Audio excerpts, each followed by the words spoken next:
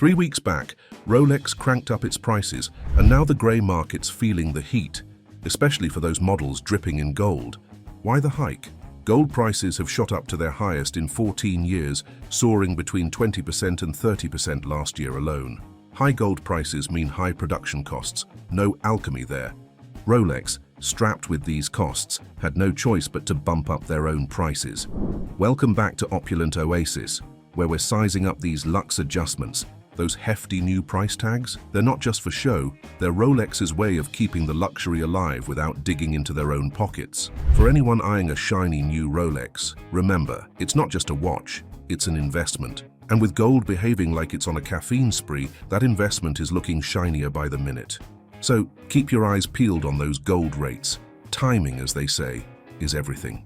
The recent spike in Rolex prices hit harder than a morning espresso, particularly for those snazzy Daytona models with the Oysterflex bands. Some of these high-end models were already just lounging around in stores, waiting for buyers who never showed. For the folks peddling luxury watches, this price surge is shaking things up. When the new stock hits the shelves, dealers will be grappling with higher costs, which means they'll need to jack up their resale prices too.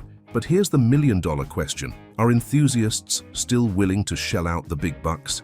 When it comes to iconic pieces like the Daytona, the loyalty runs deep, so we're betting they will.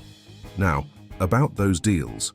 Last year, there were whispers that Rolex might sweeten the pot for their slow sellers, but nothing concrete happened.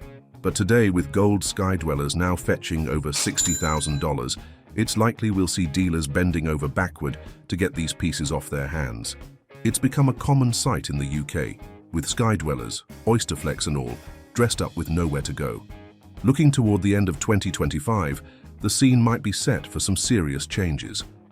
Imagine walking into a dealer and being offered a shiny steel sports watch, a GMT, a Batgirl, or even a Daytona, as a cherry on top if you take a skydweller off their hands.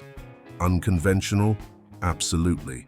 But in these high-stakes times, unconventional might just be the new black in the luxury watch market. While Rolex nudged their prices upward, their steel models reacted like they'd barely noticed. Retail prices saw a modest increase, but on the grey market, it was more of a mixed bag. Prices either stabilized or took a slight nosedive. This created an interesting dynamic where dealers still paid above retail for the hottest steel sports models, though these watches weren't fetching the sky-high premiums they once did. For collectors and enthusiasts not keen on playing the waiting game at authorized dealers, the grey market has turned into a veritable treasure trove.